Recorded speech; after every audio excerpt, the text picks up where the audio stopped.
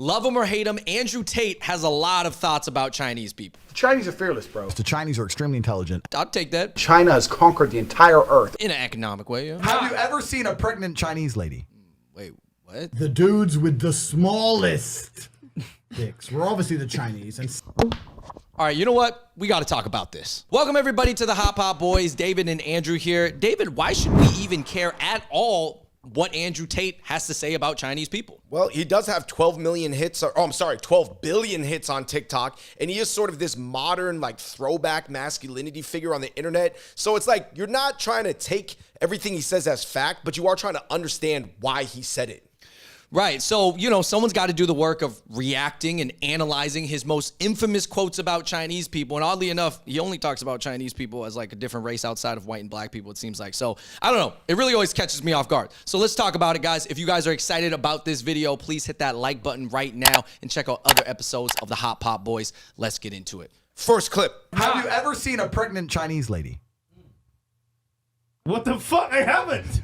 You see what I mean? What the fuck? They're smart, right? So the Chinese, what the Chinese do, what the Chinese do. What the fuck? Yo, this was the wildest reaction to just the oddest observation ever. I cannot believe how this is the first time any of these guys had ever thought of a pregnant Asian woman in their entire life before. Clearly. Yeah, they were sort of acting like 16-year-old stoners having like some sort of like mind-blown moment. What, do Asian women just lay eggs, or like how do they just respawn? They're aliens, right? Ah. I think the truth is this: they both live in areas that are very non-Asian. Miami is about 1% Asian.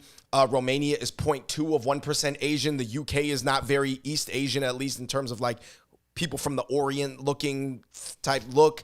And, you know, that coupled with the fact that in East Asian culture, women in the third trimester are generally very much encouraged to stay at home or be sedentary or stay in the house and not be out and about, which is more of a Western thing. And yeah, obviously you're just not going to see that many pregnant Chinese women out between living in a place that's 1% Asian and then that culture on top of it.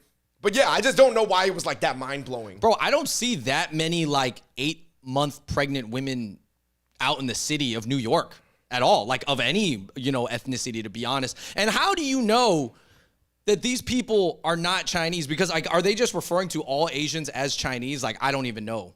Me and my brother were eating a kebab in Iraq. We're sitting there eating a kebab. We start to hear an AK. What the fuck? We start looking around. Chinese don't even look. They don't even care. They're just sitting there eating their kebab. Yeah, AK. If you're going to shoot me in the head, shoot me in the head. But if not, I'll go work tomorrow. They're straight about the money. And this is the third point. The Chinese will go anywhere for cash. If I were to say to you right now, you can make $10,000 a month if you go and live in the Democratic Republic of the Congo in a forest with malaria. Do you want to go? You'll say, no, it ain't worth the money. Whereas a Chinese person's like, yeah, money. Yeah, okay. If there's money, they'll go. Yo, man, Andrew Tate says everything with so much conviction, even when he's like wrong, you know, or just even when the observation is so basic. Listen, there are Chinese people all over the world. There is like 1.4 billion Chinese people globally, if we're talking about the diaspora too. And yes, even 0.2% of them, if they went out and went to like the Middle East to work, yeah, I mean, you're going to see Chinese people everywhere. But to be honest, that whole story about the gunfire, to me, it's just like, yeah, if you just lived in Baghdad, you probably wouldn't be fazed by AKs rattling off, you know, in the distance anyways, because to be honest, that's probably just the environment out there. Yeah, I mean, long story short, guys, there are a lot of people in China who really like to work. Like, their religion is work and getting paid in exchange for their work. I will say this. Chinese do have a very high tolerance for high risk exposure environments to get a better salary. I think that that's one thing that not every country has in the world, to be honest, especially people who are concerned with quality of life and day-to-day lifestyle. So I would say that that's the thing. But I will say this, basing your whole viewpoint on Chinese people off like international migrants that you meet building infrastructure projects in the Middle East or Africa or Barbados or wherever, that's not necessarily like the whole picture. Oh, and by the way, when it comes to Chinese people being fearless, yeah, the ones who went to Baghdad are fearless.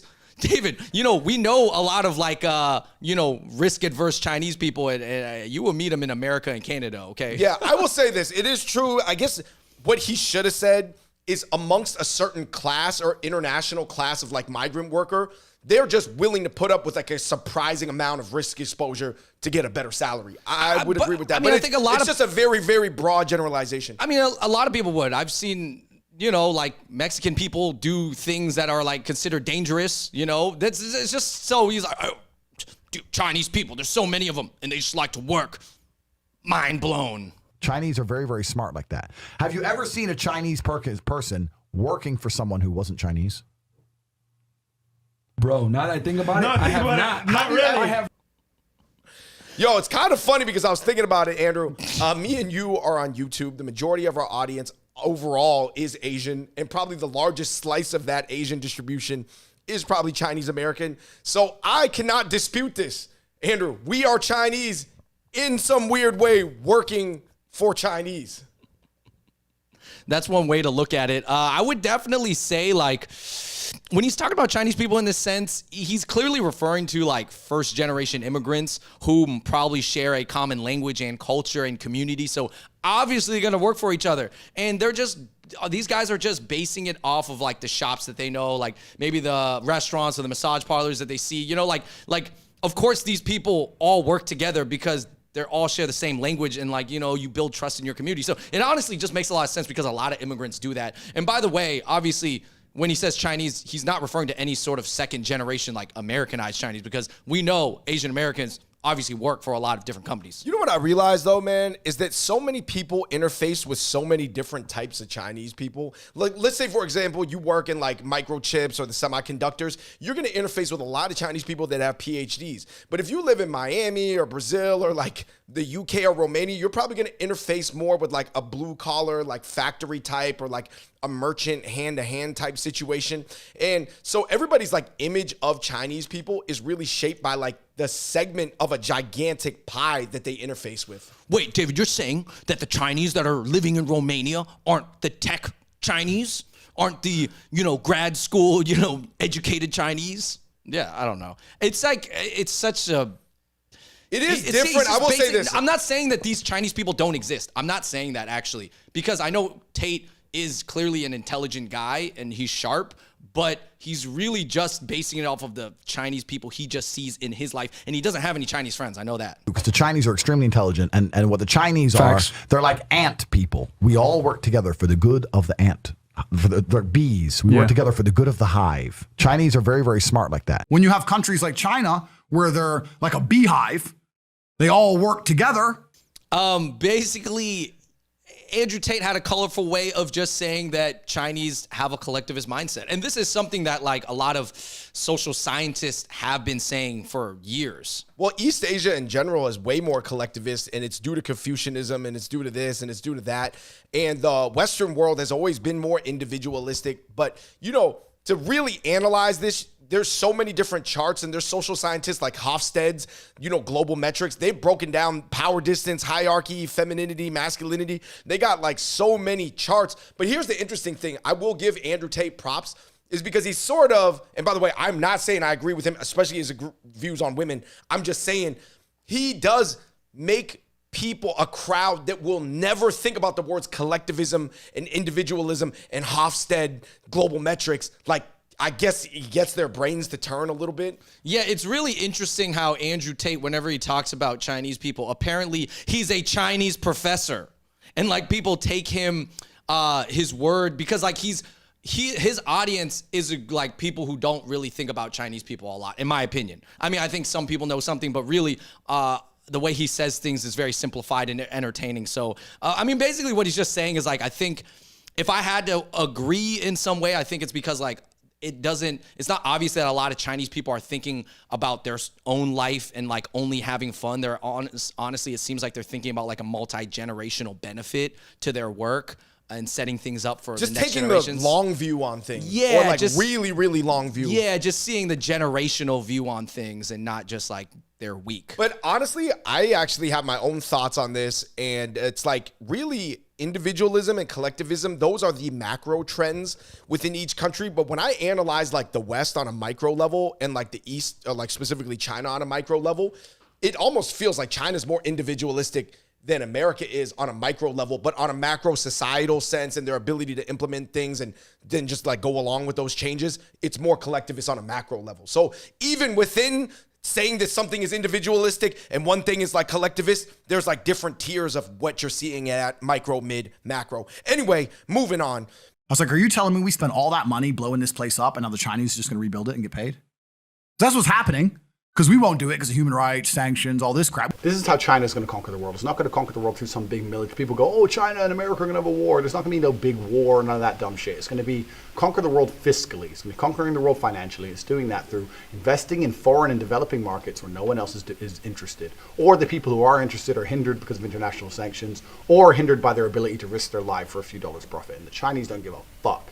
Yeah, I mean, what I feel like Andrew Tate did is read like 5 to 10 articles on Reuters about the China and Africa like relations, which there is a lot going on there for sure if you want to read into it. And then he's able to regurgitate it or translate it for an audience that doesn't know anything about what's going on. So now it seems mind-blowing, like, oh my gosh, Andrew Tate has this like secret knowledge and he's got the inside scoop on what's going on in Africa. No, there are tons of articles written about it. It's just that, you know, his crowd probably doesn't read into it, you know? That's not what they're interested in, which I understand because he is a masculine Western male, like pro-man icon, which that group of people probably don't Google these things a lot. Yeah, I mean, I think they're more focused on like what is happening in the immediate like 1 or 2 rings out of just focus on like getting buff and getting girls. On top of their daily life, like whatever this geopolitical stuff is like 7, 8, 9 rings away, depending on, you know, unless they work in import export or something. I mean, I do think that it does play into his larger message because he kind of has this thing where he's like, we need to restore patriarchy to save the West, and the West is going down to China because we're not doing what China is doing, which is investing in third world countries. We're just blowing up Iraq, and China's coming in and rebuilding the infrastructure and getting the payment for it. And I mean, what he's saying, there's some truth to it in the sense that over the past 10 years, you could argue that the metrics in America in terms of life expectancy, drug use, certain negative metrics have slid back. And certain metrics, obviously, in China, in terms of how people are just happy with like quality of life or whatever, not necessarily freedom or whatever, but that's not necessarily what they value, has went up.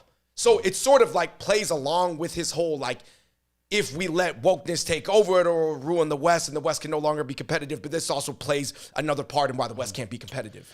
Yeah, I would agree. And it also is weird how he always does talk about how China's going to take over. China's going to take over. And yeah, it's just trying to push his whole message and prove that people need to like go back to the patriarchy that he always preaches to save the Western society. It's weird though that him and some other manosphere guys have always said that China's going to take over, but then simultaneously they do sort of make fun of Chinese men specifically. Which comes to brings us to our last quote. Just play the clip, man. I had women who worked for me on webcam and we ran a studio. It was a big operation, right? And the dudes with the smallest dicks were obviously the Chinese. And all right. You know, obviously this falls in line with popular stereotypes. And when he's talking about Chinese customers, how does he know they're all Chinese? I don't know. I mean, obviously, I think there's a certain type of guy who would pay a lot of money to talk to these women, whoever these women are that he's employing. I mean, I've even heard these stereotypes, let's be honest, from like Logan Paul, Joe Rogan, Andrew Schultz. I mean, there's so many people that are popular in this almost like type of like sphere right now. And it's like sort of like these Nemoidians that are really smart, but they're dweeby with small peepees are going to take over the, the galactic empire. I'm just making a Star Wars reference right here. It's like, it's a really common thing that you see. But then I'm like, oh, wait, so you're saying the Chinese guys are dweeby and have small weenies, but they are going to take over the world. And especially for masculine macho men like him, you know, penis size is always that one thing that you're trying to use so that you know how to judge the other guy on. Like if he has a small penis, but he's smart and successful, you can always have that on and be like, he got a small peepee, you know, whatever. He's smart or whatever. He does his thing. He's productive, but he got a small peepee. And it's always a way to write people off. And he is, I do think him and his crowd kind of low key are writing off whatever productivity Chinese people are doing right now. No, I would say that that's how that entire crowd is writing it off. Like, of course, they see the work. They know that the West, or at least Western Anglo countries, do not want to do that work, or they're restricted from doing it, or just have no interest in it. But but they're like kind of like, I don't want to say they're like downplaying it, but it's sort of like give and take, give and take. A lot of backhanded compliments and also just like straight up dismissive disses. But at the end of the day, you know, I'm not too hurt about it. I just have, you know, laugh. All right, so to wrap it up, why do you think he's only always talking about Chinese people? Like, what is it? Is it because, like, I would have to imagine that in Romania, the only Asians that are there are probably Chinese. Like, I don't imagine a lot of Koreans and Japanese and Vietnamese people in Romania. I think that it's the only one that's maybe opposing to the West, too, that seems like a rival. Like, Japan and Korea seem like great places to live, but they pretty much seem like on Team Western, so there's like no point in talking about them, and they're pretty small countries relatively to China. So, I mean, I just think a lot of these people, they like want to analyze what's happening in like a historian type of way, but also they don't want to feel impacted by it in their personal life. Yeah, also that they want to acknowledge that like this whole China's going to take over economically thing, but it's not going to be a cool takeover. It's not going to be threatening. Like, I'll always be able to beat up every Chinese person I ever met anyways, even if they took over the world. And probably a pretty large portion of their women will still prefer me over them. But yes, of course, we cannot do what they're doing with the infrastructure projects.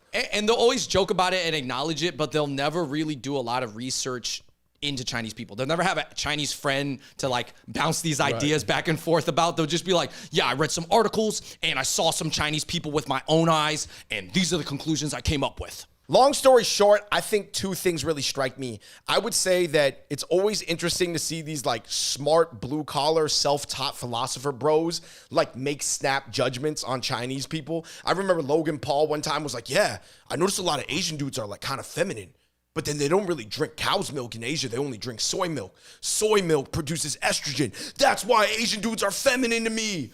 And yo, he thought he figured it out. Yeah, he solved it. He was like, dude, Asian guys, I figured it out. Stop drinking soy milk. Yeah, it's like, yeah, trust me. It's like, it's because we got to all get along with each other. I think that, you know, the smart bro, quick snap judgments is one thing that always like strikes me as like hilarious, because the, you know, the conviction that they say that they know everything with, even though I get where they're coming from, because they're just making a quick read based on like a generalization that sounds like true-ish. That's why it goes viral. Number two, I will say this, Andrew, sample size. If you never got the reps and the reps are not like distributed all across the plot chart, you do not have a full accurate assessment. You only have a read of what you're looking at. It's a little bit like the eight blind wise men, Andrew, who are taught to say, yo, go feel up this elephant and tell me what an elephant is. And one guy's like, yeah, it's just a big floppy ear. And one guy's like, I don't know, it's just like a tusk. And the other guy's like, I don't know, it's just a heavy foot. They're all wise men, so they have good brains, or quick brains at least, but they're just like, they don't have the full picture. And last but not least, I will say when it comes to, you know, at least as far as like the things that China's doing in the world, it's kind of viewed like the Spurs, like the Tim Duncan, Ginobili, Tony Parker Spurs that was winning championships. It just would like seem so unappealing and boring and like workman-like. It wasn't like the Showtime Lakers with Magic Johnson and Kareem and James Worthy, but it almost feels like right now that the West is almost picking like the Showtime Clippers, like Lob City, where they have all the highlights, but they would rather run it that way than like become like the Spurs, because like the China plan is like the Spurs boring, no highlight basketball. And that's why everybody wants to be the Warriors.